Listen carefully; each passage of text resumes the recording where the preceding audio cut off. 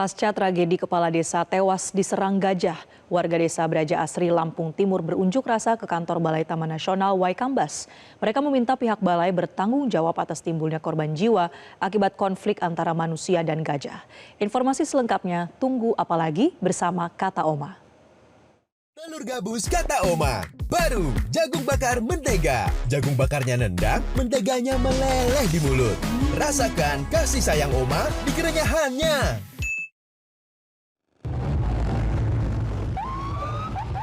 Masa yang tergabung dalam Aliansi Masyarakat Desa Penyangga di Kabupaten Lampung Timur melakukan aksi di kantor Balai Taman Nasional Waikambas (TNWK). Dalam aksinya, masa meminta agar pihak Balai Taman Nasional Waikambas atau Kementerian Kehutanan bertanggung jawab atas meninggalnya Kepala Desa Braja Asri akibat amukan gajah pada akhir Desember lalu. Warga juga menuntut pemerintah mengaudit anggaran yang dikeluarkan untuk TNWK serta meminta pegawai yang ada di Balai TNWK untuk mundur karena dianggap tidak bisa bekerja. Selain itu, masa juga meminta agar pemerintah segera membuat solusi supaya gajah tidak masuk wilayah pertanian dan pemukiman penduduk. Menurut warga, selain merusak, sejak beberapa tahun terakhir juga sudah menimbulkan korban jiwa. Warga setempat menganggap koloni gajah keluar lantaran stok makanan di Taman Nasional Waikambas tidak dapat memenuhi kebutuhan gajah.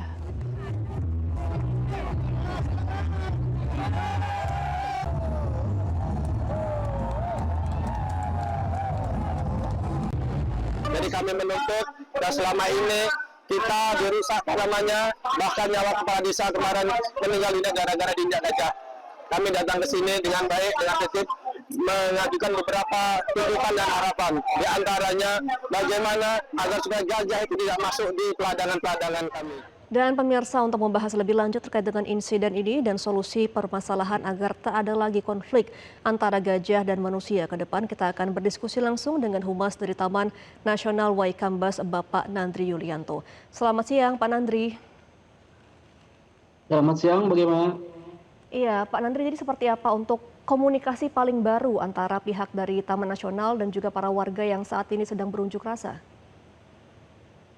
Ya, kemarin kita memang sudah melakukan audiensi dengan para masyarakat yang terdampak kemarin ada konflik gajah liar, dan memang itu tidak bisa terhindarkan bahwa Taman Nasional Waikambas adalah lokasi yang memang dulunya gajah-gajah liar yang ada di Provinsi Lampung memang ditranslokasikan di Waikambas sehingga terkumpullah banyak di gajah-gajah di sana.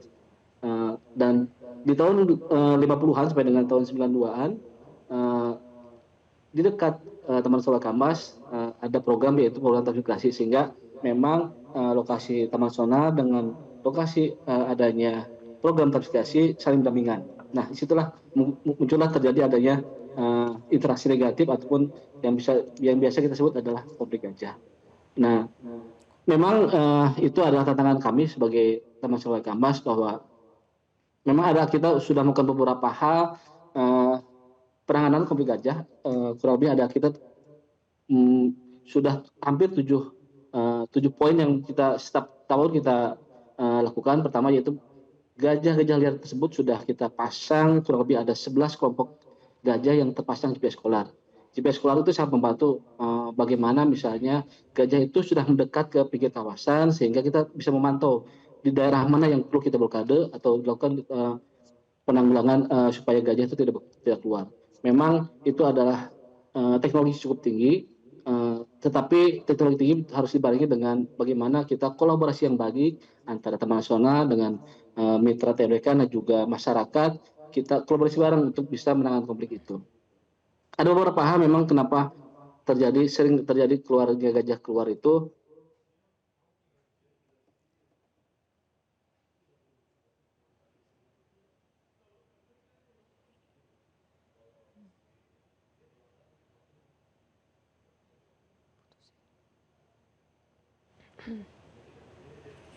Baik, Pak Nandri, apakah masih tersambung dengan kami, Pak Nandri?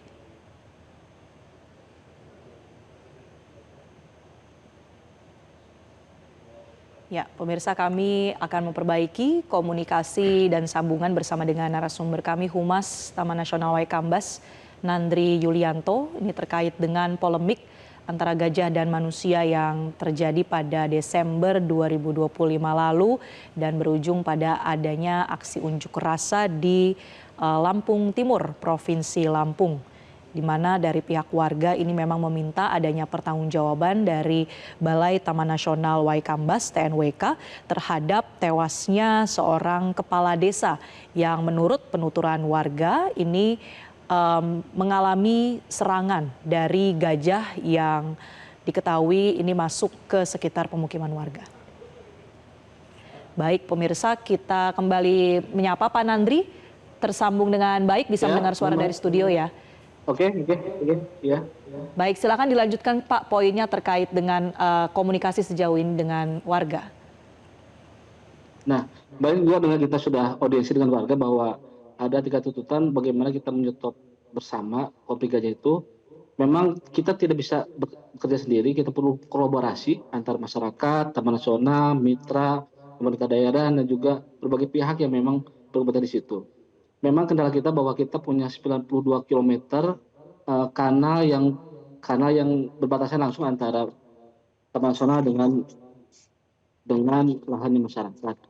Nah, dari 92 itu kurang lebih adalah yang tanggul permanen ada 62 dan kurang lebih ada 11 km yang memang rusak. Kemarin sudah ada arahan dari Pak Haji Sabto bahwa nggak lama lagi dari Kementerian Kehutanan akan mencoba untuk perbaikan supaya dapat meminimalisir gajah liar untuk keluar dari kawasan. Memang itu adalah kendala kami, tantangan kami bahwa harus kita mempunyai kandang yang bagus, tetapi dibarengi dengan kolaborasi kita berjaga bersama. Gitu. Tapi memang kita lihat bahwa beberapa bulan ini adalah cuaca cukup tinggi, turun hujan, sehingga kita menyulitkan bagaimana satu dengan lainnya pos itu karena cuacanya yang buruk, sehingga kita perlu untuk menyulitkan kita untuk menggiring gajah yang keluar dari kawasan gitu, Mbak.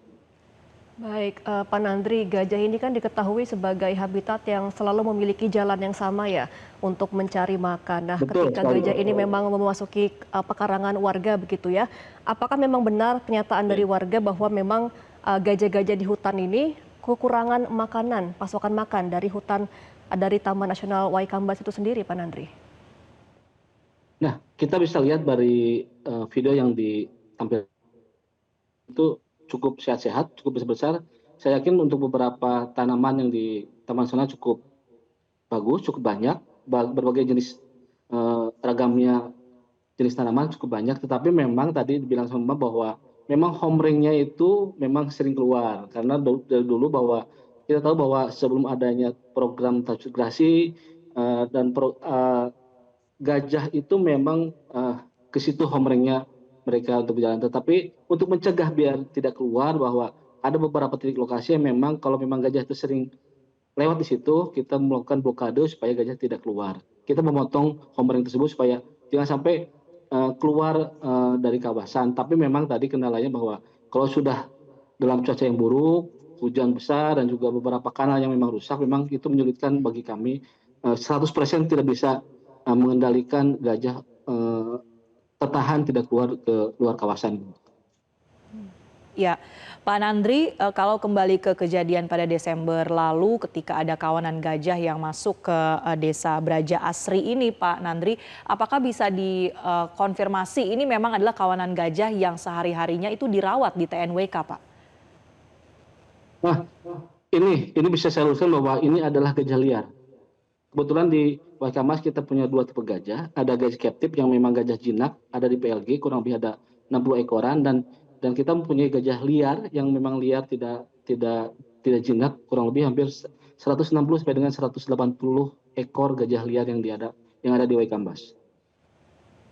Oke, berarti untuk solusi jangka pendek dulu nih ya Pak Nandri untuk menjaga konflik tidak ada lagi antara manusia dan juga hewan begitu dengan gajah. Apa solusi yang akan dilakukan oleh Kementerian Perhutanan dalam waktu dekat ini Pak Nandri? Kementerian Kehutanan kemarin ikut juga audiensi dengan masyarakat bahwa tidak akan lama lagi Kementerian Kehutanan akan memperbaiki ataupun membangun kanal yang rusak. Itu mungkin langkah pertama yang memang cukup bagus. Setelah itu baru kita harus melakukan mekanisme tadi. Selain kanalnya yang sudah bagus, kita perlu juga masyarakat ataupun petugas terutama dan juga para mitra yang lainnya untuk berjaga, karena kanal ataupun tanggul hanya sebagai alat saja, alat penahan. Kalau tidak ada manusia di situ, tetap saja gajah bisa keluar, karena gajah cukup pintar dan bisa melakukan sesuatu, bisa keluar. Selain melakukan penjagaan di situ, kita melakukan juga pemantauan pergerakan. Tadi kita punya 11 kelompok GPS gajah yang terpasang di gajah liar, dan melakukan penggiringan bersama dengan masyarakat, dengan mitra, dengan stakeholder yang lain. Apabila gajah mendekat ke pinggir kawasan, kita melakukan blokade supaya gajah tidak sampai keluar, gitu Pak.